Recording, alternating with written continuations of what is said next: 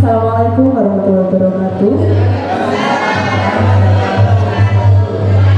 Selamat pagi Bapak Ibu semuanya. Kami ucapkan terima kasih atas kehadiran Bapak Ibu pada hari ini dalam acara penyebaran budaya positif Irapot di SMA Negeri 1 Tambarjo. Kemarin sudah dilaksanakan sosialisasi tentang Irapot untuk kultur membuka. Hari ini kita laksanakan bersama-sama penjelasan tentang budaya positif di Rapor SMA Negeri 1 Tambacan. Bapak Ibu yang saya hormati, langsung saja untuk pembahasan pada hari ini akan disampaikan oleh Ibu Titis Asmarani SPDMM. Kepada beliau kami persilakan.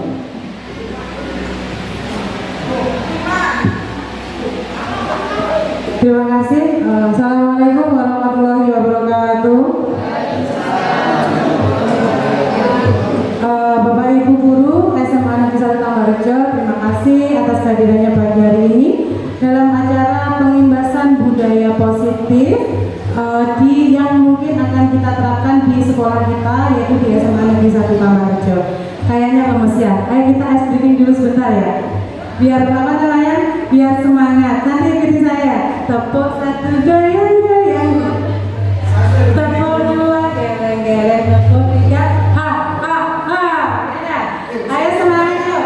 Ayo, yang lain bapak-bapak ayo semangat. Saya ikuti ya. Ikuti saya. Tepuk. Bapak ikut tepuk ya. Tepuk satu goyang-goyang. Tepuk dua geleng-geleng. Tepuk tiga. Ha ha ha. Terima kasih. Ya, sudah semangat belum? Sudah berdiri berarti sudah semangat ya. Jadi Bapak Ibu, pada kesempatan pagi hari ini saya akan memaparkan tentang budaya positif. Kenapa apa pentingnya budaya positif untuk sekarang ini adalah karena maraknya sekarang ini mulai banyak sekali pengaruh-pengaruh dari luar, dari media sosial maupun dari pergaulan anak-anak kita, di mana itu menjadi PR tersendiri buat kita sebagai guru untuk terus atau berusaha mendisiplinkan siswa melalui budaya positif. Jadi gitu. Jadi itu adalah paparan kita hari ini. Itu latar belakangnya. Latar belakangnya itu kita sebagai guru itu menjadi PR tersendiri buat kita.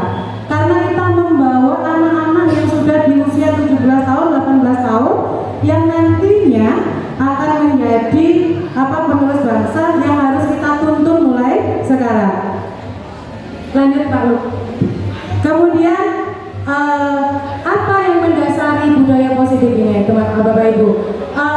Budaya positif ini kita sinkronkan dengan filosofi Ki Hajar Dewantara bahwa tujuan pendidikan itu menuntun ya segala kodrat yang ada pada anak agar mereka dapat mencapai keselamatan dan kebahagiaan setinggi-tingginya, baik sebagai manusia maupun sebagai anggota masyarakat.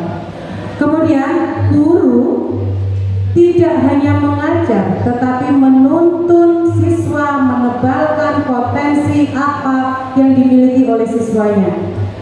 Dalam hal ini bukan berarti tidak perlu mengajarkan pengetahuan, tetapi lebih membekali siswa dengan keterampilan hidup di zamannya sesuai dengan karakteristik budaya dan kodrat manusia. Dan kepemilikan pembelajaran kembali bahwa pembelajaran berpusat pada siswa. Jadi Bapak Ibu, zaman sekarang itu sudah tidak zaman lagi zaman dulu, tetapi pembelajaran kita sudah siswa sebagai pusatnya. Jadi siswa itu kita buat menyenangkan. Kita sebagai guru sudah tidak bisa lagi mengatur siswa harus A, B, C, D. Tetapi apa?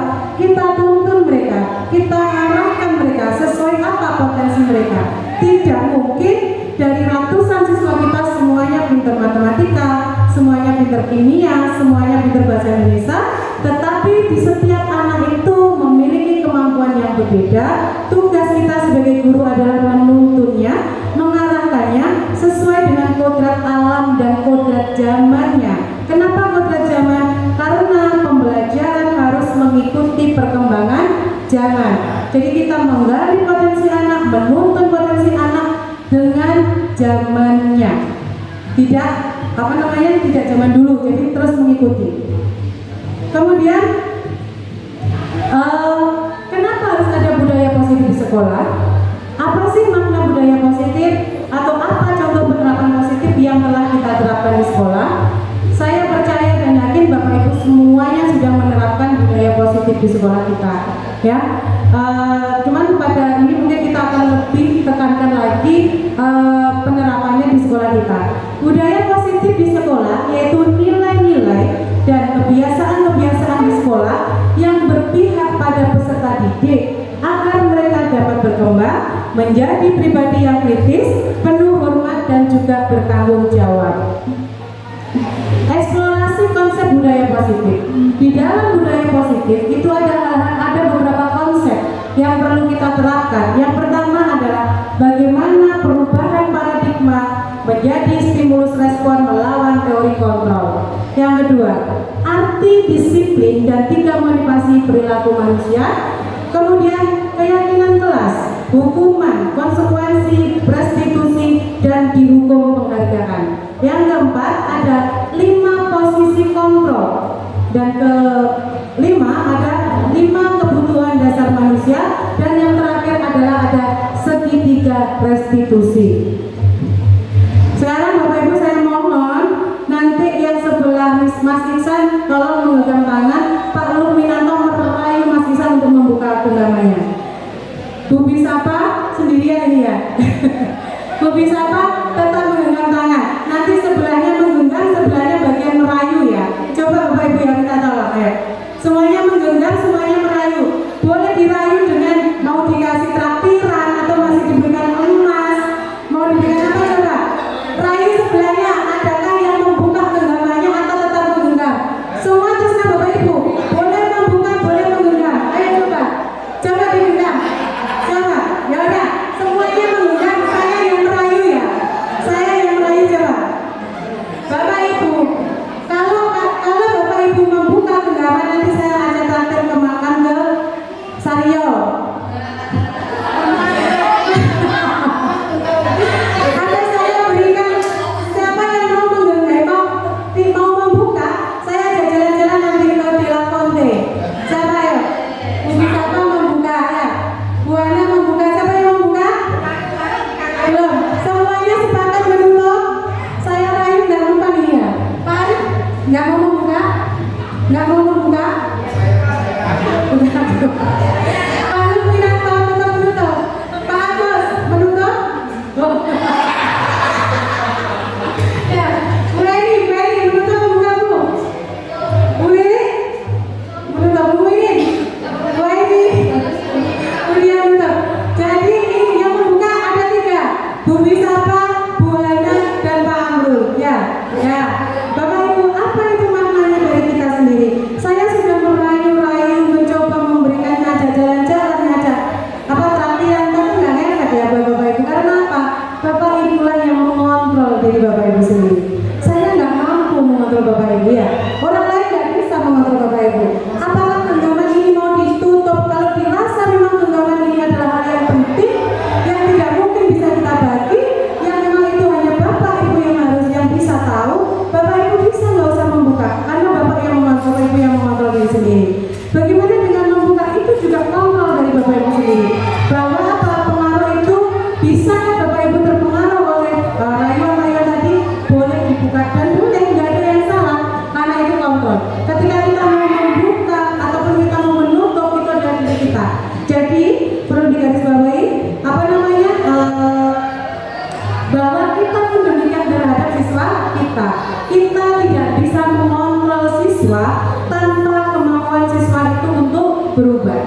Jadi perlu dibagi Bapak Ibu. Siswa kita punya kontrol dirinya masing-masing. Gitu ya Bapak Ibu ya. Saya lanjut. Perubahan paradigma sekarang.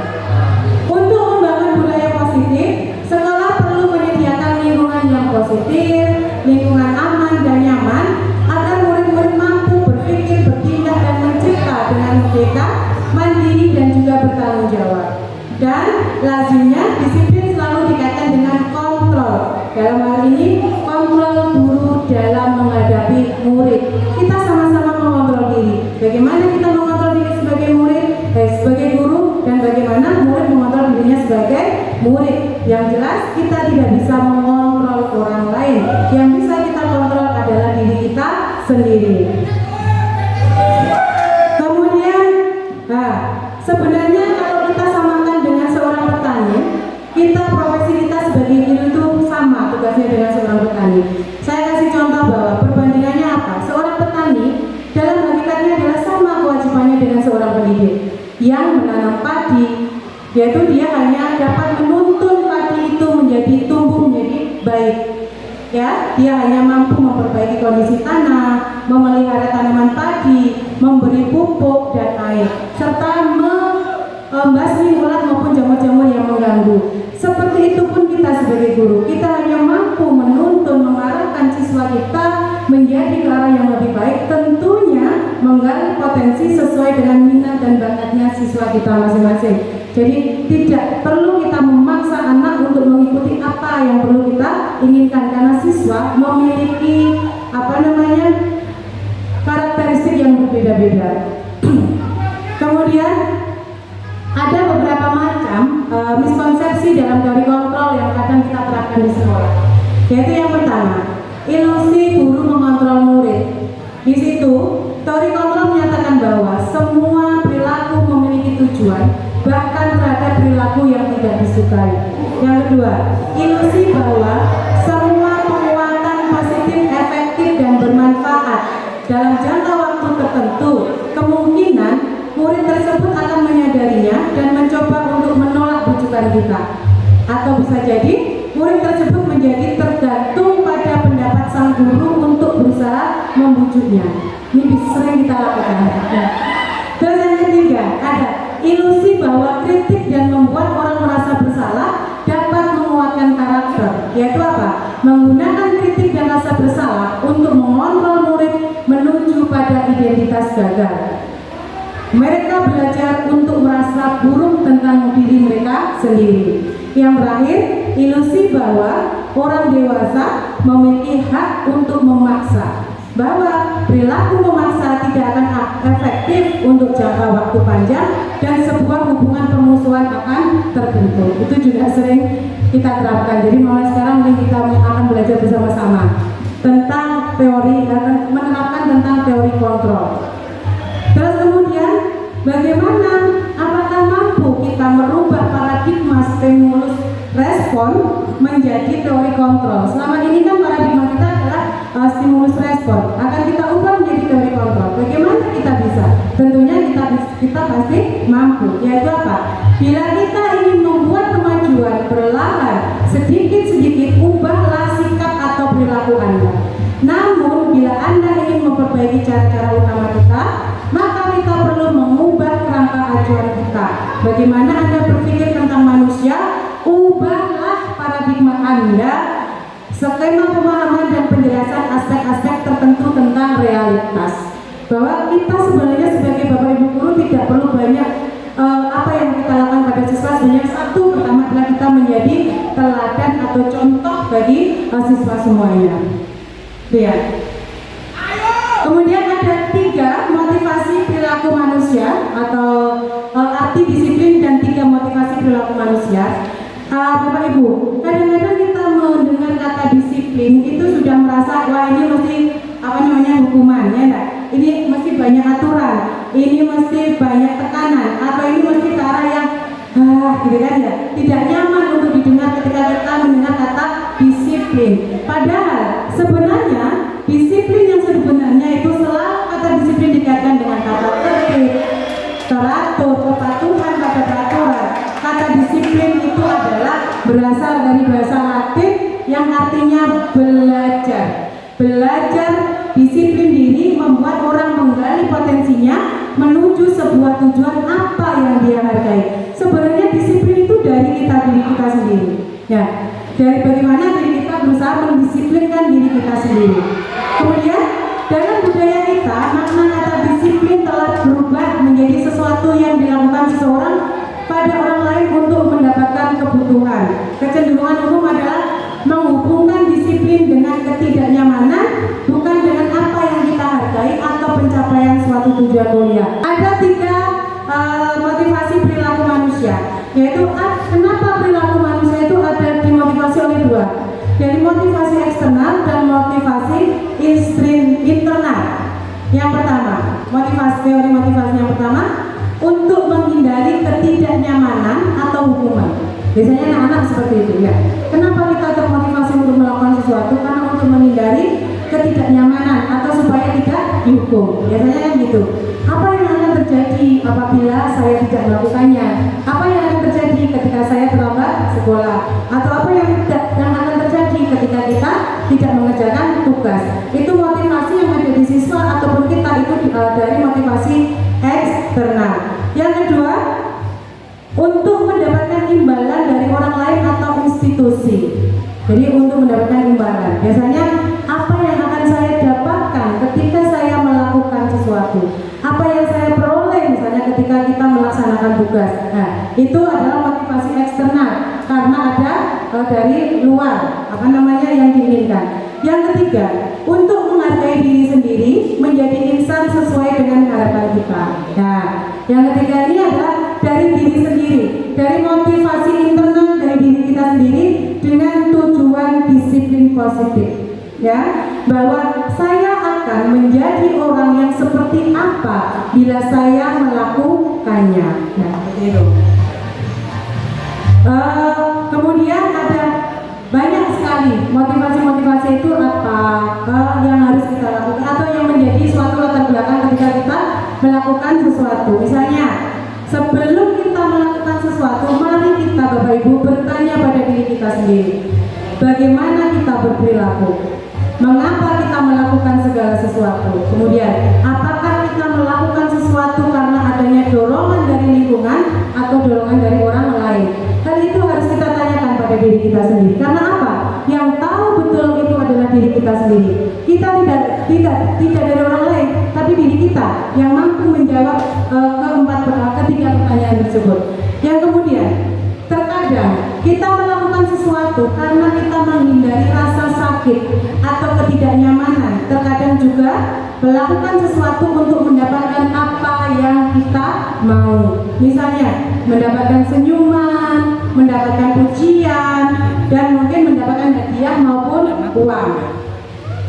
Kemudian sekarang saya bertanya pada Bapak Ibu, menurut Anda dari ketiga jenis motivasi tadi, motivasi mana yang sering sekali terjadi pada siswa kita? Sama Bapak Ibu yang bisa menjawab? Bukan menjawab ya, yang bisa sharing, yang sering terjadi di siswa kita siapa? Farid. Siapa ya? Bu Bis apa? Bu Bis, dari ketiga motivasi tadi, kan ada yang ingin dapatkan pujian, ada yang ingin takut hukuman, atau yang timbul dari diri kita sendiri. Kalau kita sudah mengamati Bapak Ibu dari siswa kita selama ini, rata-rata motivasi mana yang mendukung siswa kita itu melakukan tindakan itu, atau paling banyak mendasari anak-anak kita? Mana Bu? Yang pertama biasanya aku biar dia tidak mendapat hukuman, rata-rata ya. Kemudian setelah itu ada beberapa siswa itu yang merasa memang sebenarnya dia biar menunjukkan benar-benar maka dia ingin dirinya sendiri, dia mampu itu. Yang lain punya terakhir dia dapat ujian itu. Terima kasih Bu keluarga Bu Bis, luar biasa.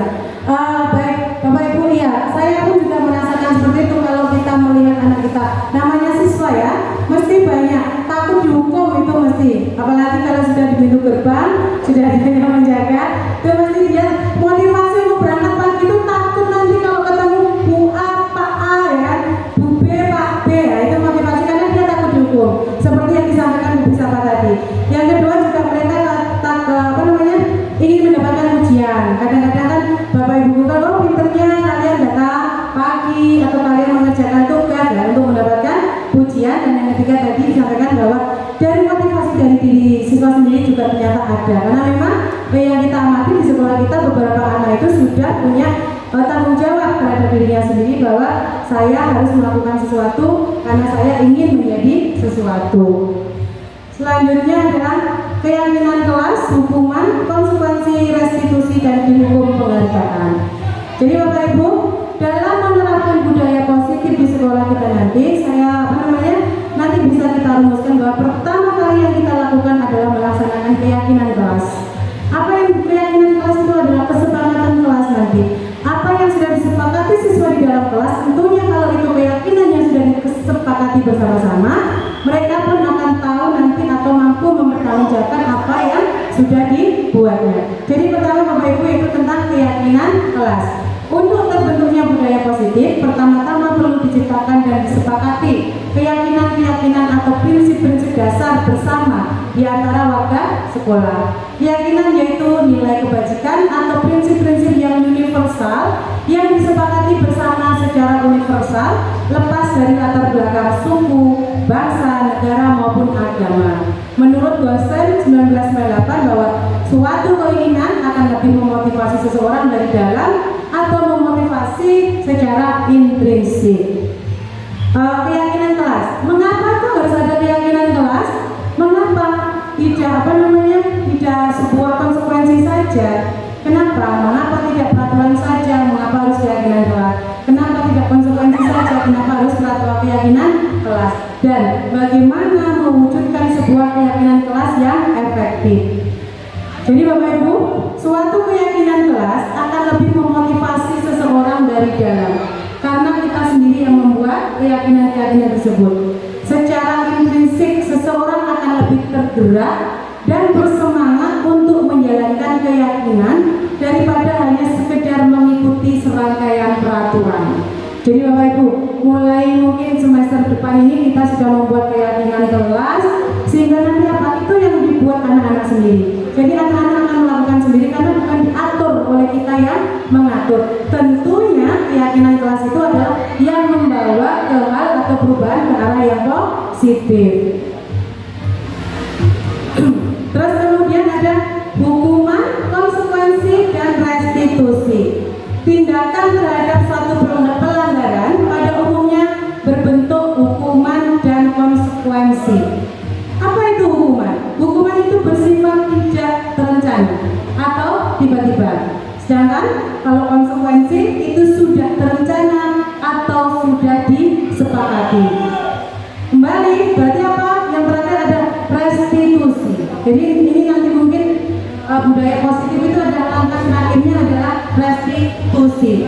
Restitusi adalah proses menciptakan kondisi bagi murid untuk memperbaiki kesalahan mereka sehingga mereka bisa kembali pada kelompok mereka dengan karakter yang lebih kuat. Itu adalah restitusi. Ini nanti menjadi tugas kita sebagai guru. Kemudian bagaimana tahu ciri-ciri restitusi? Karena memang nanti restitusi ini yang akan kita terapkan. Mungkin akan kita coba, kita mulai budayakan di sekolah kita. Ciri-ciri restitusi yang pertama, restitusi Bapak Ibu bukan untuk menebus kesalahan, tetapi restitusi untuk belajar dari kesalahan. Ya. Yang kedua, restitusi memperbaiki hubungan, baik hubungan siswa dengan siswa, hubungan siswa dengan Bapak Ibu guru, maupun hubungan siswa di dalam masyarakat. Yang ketiga, tawaran, bukan paksaan. Kita tidak bisa memaksa siswa. Kemudian yang keempat, restitusi menuntun untuk melihat ke dalam diri siswa. Yang kelima, restitusi mencari kebutuhan dasar yang mendasari suatu tindakan. Yang keenam, restitusi adalah cara yang paling baik untuk memperbaiki diri. Yang ketujuh, restitusi fokus pada karakter, bukan pada tindakan. Yang kedelapan, restitusi fokus pada solusi. Dan yang terakhir, restitusi mengembalikan murid yang berbuat salah pada kelompoknya. Kemudian hukuman, konsekuensi, restitusi. Apa itu? Ketika kita menerapkan hukuman, itu berarti identitas gagal. Pada siswa kita merasa identitas gagal. Tetapi ketika kita ingin identitas sukses dengan disiplin yang positif, maka harus kita ada konsekuensi dan restitusi. Kita garis bawah ya Bapak Ibu bahwa hukuman mengarahkan pada identitas gagal. Ini bukan kata saya ya, tapi kata filosofi Ki Hajar Dewantara. Ya, saya hanya menyampaikan. Ya. Kemudian ada dihukum oleh penghargaan. Tidak melulu apa yang kita berikan ke siswa itu akan berefek positif ke siswa kita. Tidak semua hal yang menurut kita baik memberikan penghargaan ataupun apa ke siswa kita itu tidak ada efek negatifnya. Jadi ada beberapa pengaruh dihukum penghargaan.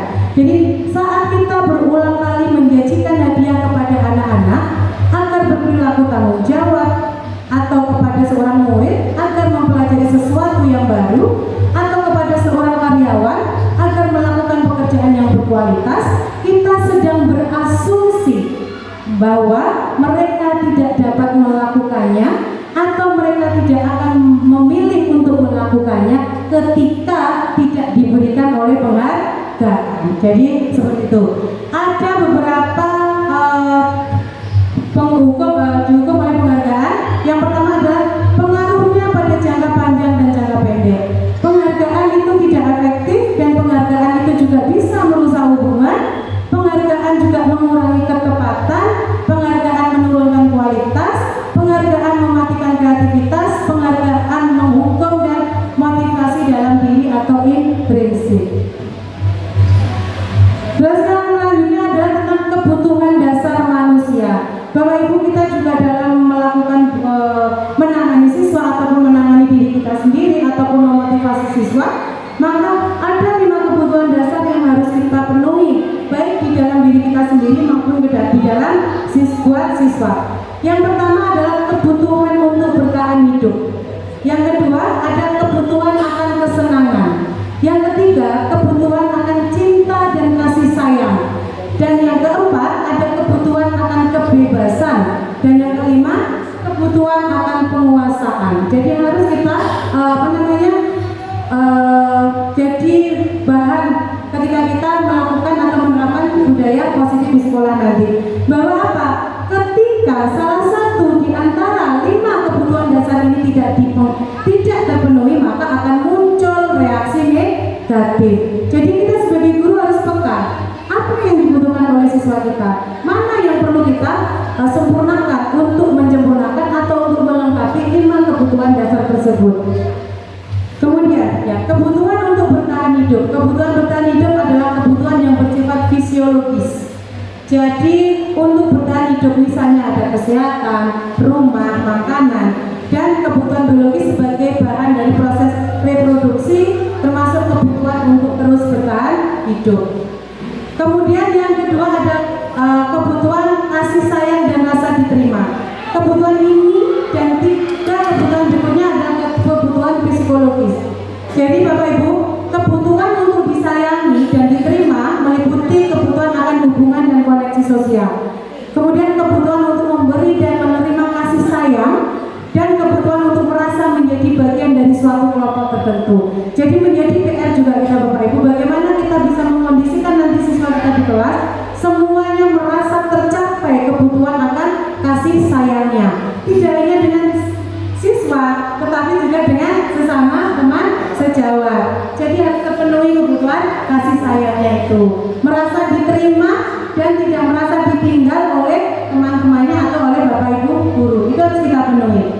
Kemudian yang ketiga ada kebutuhan akan kebebasan. Kebutuhan untuk bebas itu adalah kebutuhan akan mandiri, otonomi, memiliki pilihan dan mampu mengendalikan arah hidup seseorang. Yang keempat, kebutuhan akan kesenangan, yaitu kebutuhan untuk merasa senang. Jadi tidak mungkin kita hidup pagi sampai malam 24 jam bertahun-tahun hanya mau stres, terus sedih, terus tapi kita juga butuh untuk kesenangan. Jadi perlu kita harus menyenangkan diri ya. Kebutuhan kesenangan ya, bermain, tertawa, ya kan, karaoke, jalan-jalan, kan. Nah itu penting sekali ya. Jadi perlu itu. Dan yang terakhir adalah kebutuhan penguasaan atau kebutuhan pengakuan atas kemampuan. Kebutuhan ini berhubungan dengan kekuatan untuk mencapai sesuatu, menjadi kompeten, menjadi terampil, diakui atas prestasi dan keterampilan kita, didengarkan dan memiliki rasa harga diri. Itu ya Bapak Ibu ya, tentang kebutuhan dasar manusia. Kemudian ada 5 posisi kontrol. 5 posisi kontrol yang pertama adalah penghukum, pembuat rasa bersalah, teman, pemantau, dan manajer. Jadi kita itu ada 5 posisi kontrol, yaitu ada sebagai penghukum, sebagai pembuat merasa bersalah, sebagai teman, sebagai pemantau, dan sebagai manajer. Akan tetapi yang paling baik untuk kita terapkan untuk siswa kita adalah kita ada di posisi manajer. Kenapa di posisi manajer? Karena di posisi manajer itulah kita tidak pernah menjudge siswa akan kesalahannya, tetapi kita memfasilitasi siswa, mencari apa penyebab permasalahannya, dan tentunya kita menawarkan solusi yang terbaik buat siswa-siswa kita. Itu ya. Penghukum itu biasanya kita biasanya itu apa yang dialami kalau kita bersikap penghukum itu biasanya siswa kita apa namanya dendam kepada kita, marah. Terus yang kedua, pembuat rasa bersalah. Pembuat rasa bersalah ini juga tidak efektif untuk siswa kita. Misalnya, anak-anak jangan begitu, nanti Bu Titis kena marah sama Pak Agus, itu juga nggak boleh. Itu nanti akan menimbulkan anak merasa bersalah karena dia sudah melakukan kesalahan sehingga menyebabkan nanti Bu Titis dihukum oleh Pak Agus. Itu juga tidak boleh ya, kurang pas, bukan tidak boleh ya Bapak Ibu ya, kurang pas. Akan membuat anak merasa tidak nyaman dengan perasaannya. Yang ketiga ada teman. Murid akan merasa senang dan akrab dengan guru kalau seolah-olah guru bertindak sebagai teman. Posisi ini boleh Bapak Ibu, boleh diterapkan untuk siswa kita, tetapi tetap pada apa namanya yang paling tepat adalah manajer. Tetapi sebelum kita berperan sebagai manajer, boleh kita mengambil posisi kontrol sebagai teman. Karena kan sebenarnya murid kita tuh kelas SMA itu memang terkadang butuh kita bersikap sebagai teman supaya anak lebih nyaman untuk bicara ke kita. Yaitu terus kemudian ada pemantau. Pemantau ini biasanya murid hasilnya adalah murid memahami konsekuensi yang harus dijalankan karena telah melanggar salah satu peraturan sekolah. Guru di sini tidak menunjukkan emosi yang berlebihan, tidak menjadi marah atau membuat merasa berbuat salah, tetapi guru di sini hanya memantau siswa. Ya, hanya memantau siswa. Itu yang terakhir ada posisi manajer. Ini yang perlu kita terapkan buat anak-anak kita.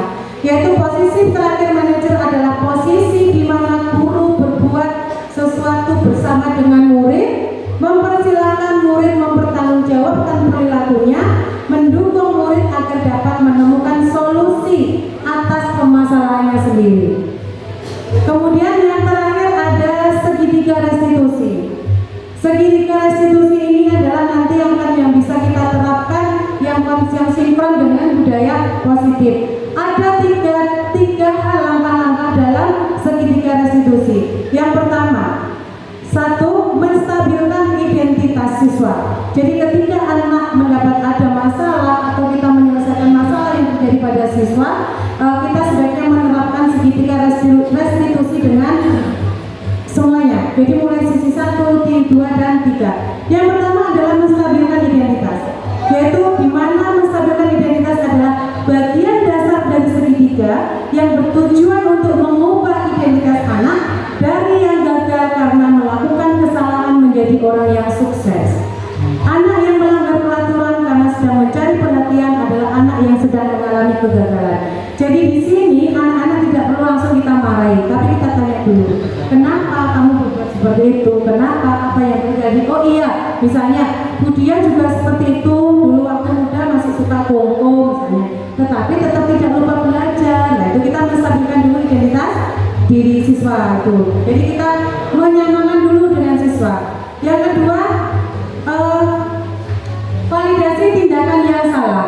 Validasi tindakan yang salah ini adalah setiap tindakan kita dilakukan dengan suatu tujuan, yaitu memenuhi kebutuhan dasar. Kalau kita memahami kebutuhan dasar, apa yang mendasari sebuah tindakan, kita akan bisa menemukan cara-cara paling efektif untuk memenuhi kebutuhan tersebut. Jadi di sini adalah kita harus bisa paham latar belakang siswa. Jadi misalnya, padahal kamu bisa loh melakukan hal yang lebih buruk dari ini, tapi kamu tidak melakukannya. Kamu bisa sebenarnya bolos lewat pintu belakang karena belum ada pagarnya, tapi kamu tidak melakukannya, kamu lewat depan sehingga tadi ketemu sama guru BK. Jadi kita tidak langsung menjas siswa kita, atau mungkin kita bisa apa sih, kenapa kamu tadi bolos? Apa yang latar belakangi kamu seperti itu? Itu ada di validasi tindakan yang salah. Atau mungkin kalau murid kita ngeyel, bla bla bla bla bla ngeyel terhadap apa yang kita sampaikan, kita bisa menyampaikan, kamu boleh mempertahankan apa yang kamu ingin pertahankan untuk untuk menjaga harga diri kamu, tetapi kamu harus menambah sikap yang baru seperti itu. Itu ada di validasi tindakan yang salah.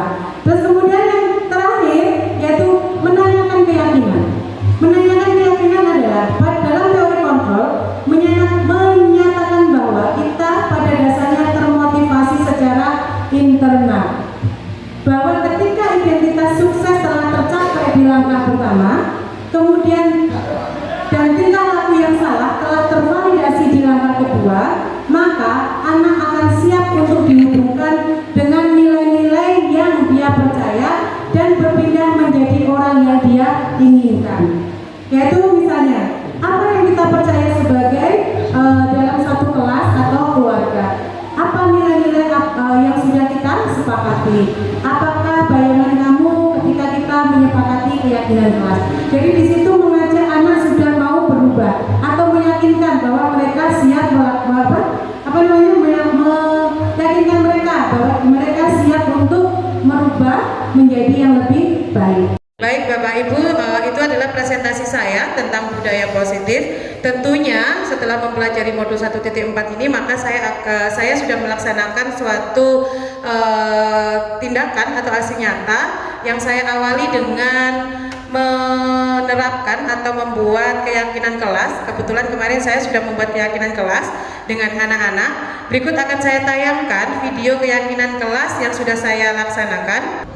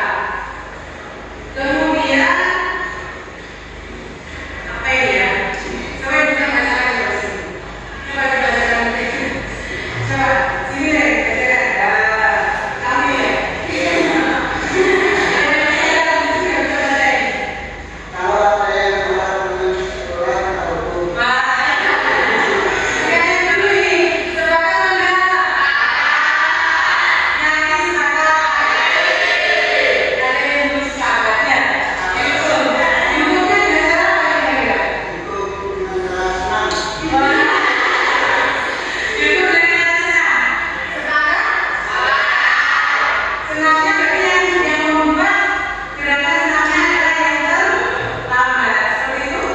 Ya. Ya. Sepakat enggak? Oke, sepakat. Datang ke sini ya. Dikasih dulu ya. Senang. Terus tidak boleh lelah saat dalam pelajaran atau saat guru sedang berada. Gimana, sepakat? Semuanya sepakat dong.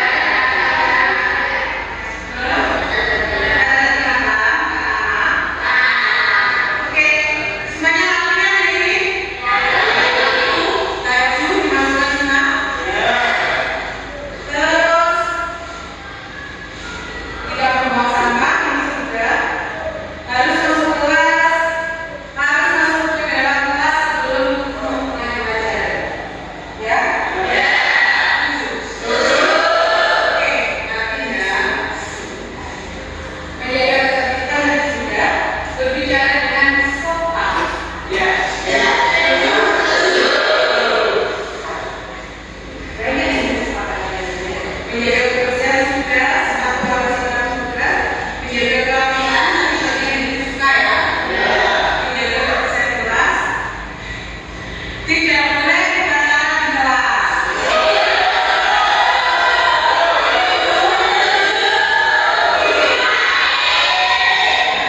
Dan tidak boleh berbajaran di kelas. Kalian yang diingatkan ya, menjaga kebersihan, buang sampah.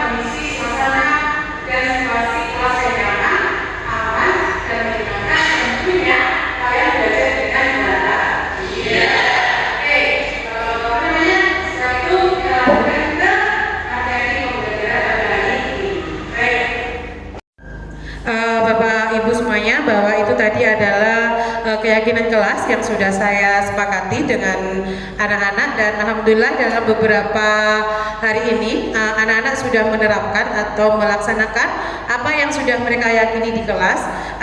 Ini adalah bukti dari beberapa implementasi budaya positif yang sudah kami yakini atau saya yakini dengan siswa kemarin. Yang pertama adalah anak-anak sudah membiasakan diri, yaitu di mana anak-anak berjalan tidak mengendarai kendaraannya dan bersikap sopan terhadap bapak ibu guru.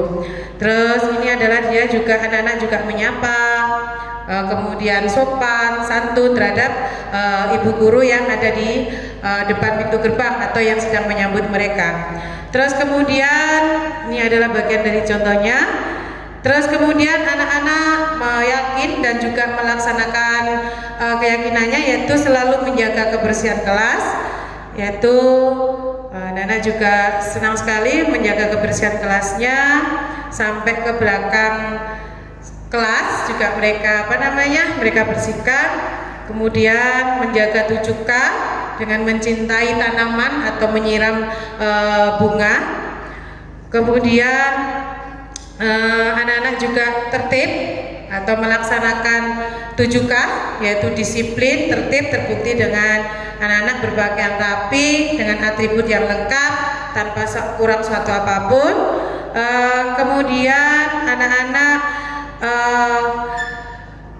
berbuat baik atau bersikap baik terhadap teman-temannya yang ada di kelas atau temannya yang kesulitan dalam belajar, sehingga anak-anak juga membantu temannya yang kesulitan.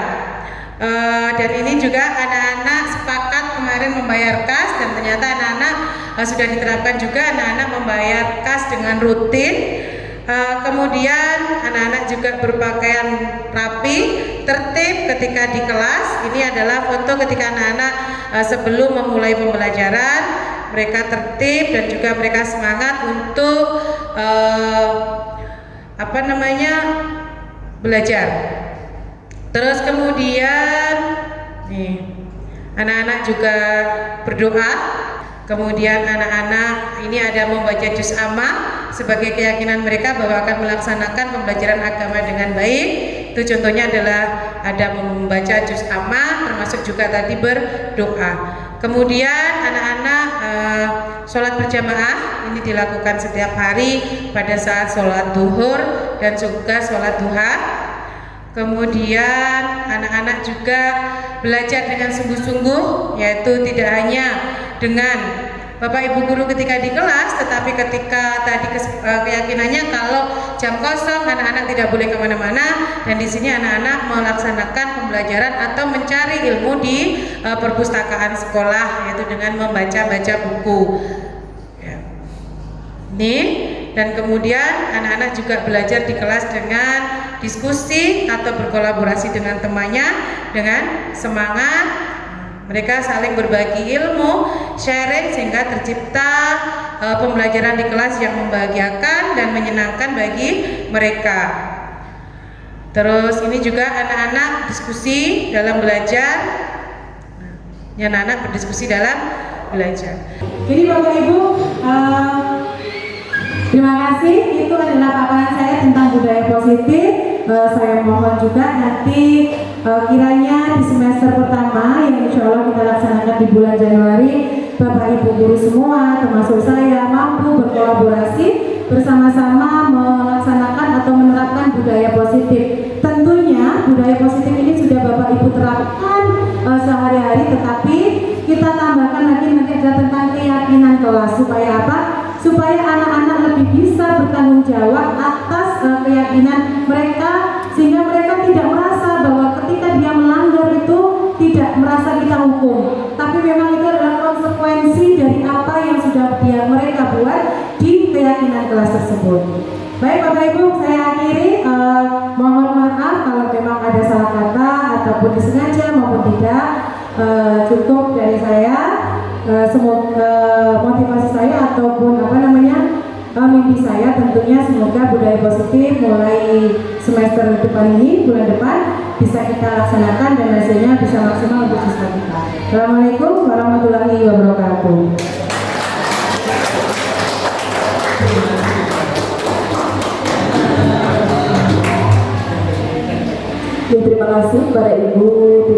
selain SBMN yang sudah dijelaskan yang sangat detail dan juga lengkap sekali mengenai budaya positif yang nanti harapannya bisa kita terapkan di sekolah kita. Baik, Bapak Ibu sekalian, untuk selanjutnya saya persilakan Bapak Ibu untuk dapat memberikan tanggapan tentang apa yang sudah disampaikan oleh Ibu Titis tadi. Monggo silakan yang mau memberikan tanggapan terkait dengan budaya positif yang harapannya nanti kita bisa terapkan di sekolah kita. Silakan. Bu Hana mungkin mau memberikan tanggapan, silakan Bu Hana.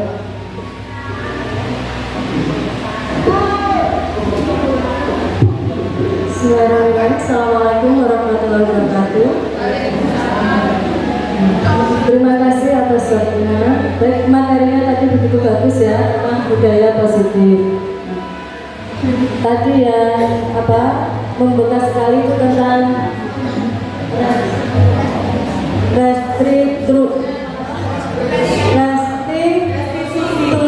ya. Itu bagaimana memotivasi seseorang dari dalam. Nah, itu penting sekali. Kenapa? Karena kalau motivasi yang bersumber dari diri sendiri itu sifatnya lebih lama karena sudah menyatu dengan diri ya, niat ya, karena termotivasi dari diri sendiri ingin berubah. Kalau misalnya dari luar, ketika pengaruh itu sudah tidak ada, maka dengan sendirinya sikap tersebut akan hilang. Itu baik sekali. Semoga di semester berikutnya, semester 2 tahun ajaran nanti dapat kita laksanakan di sekolah kita. Terima kasih. Wassalamualaikum warahmatullahi wabarakatuh.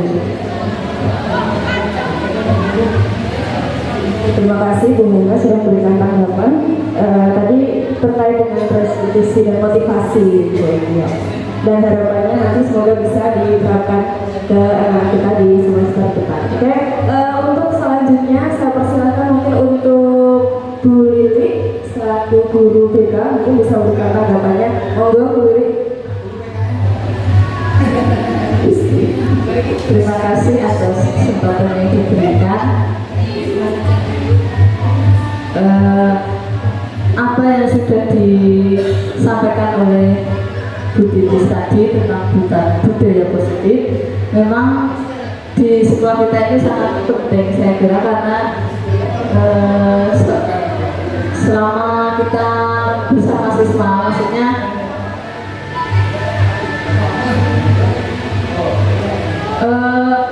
budaya positif ini memang penting untuk kita, terutama kita kurikulum merdeka itu memang sangat penting.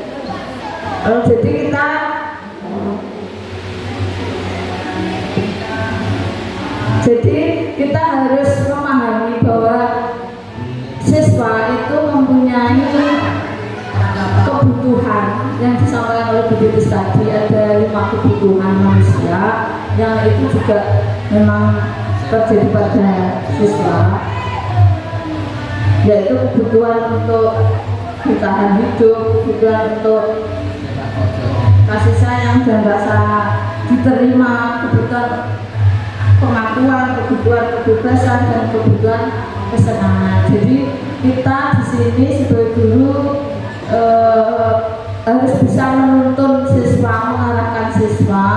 Jika siswa itu sudah baik, perilakunya sudah sesuai aturan, ya sudah. Tapi kalau siswa itu ternyata belum bisa sesuai aturan, kita arahkan saja, kita tuntut seperti itu dengan kasih sayang. Terima kasih.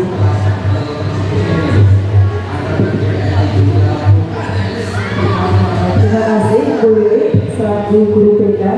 Dengan kasih sayang ya Bu Lili ya. Jadi kita harus menuntun, menggandeng, merangkul siswa dengan kasih sayang. Oke. Mungkin dari yang bapak-bapak tadi belum ada ya bapak-bapak ya. Monggo silahkan Pak Arif.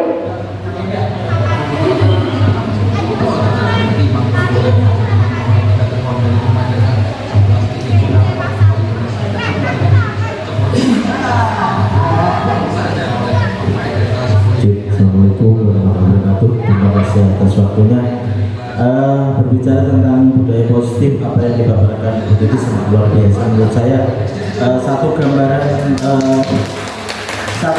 yang berfokus untuk pembelajaran kita bahwasanya di era abad 21 pembelajaran berdiferensiasi, bahkan dari bahasan-bahasan saja kita harus tidak boleh satu titik bahasan agar itu akan memicu anak-anak untuk menggali potensi dirinya masing-masing.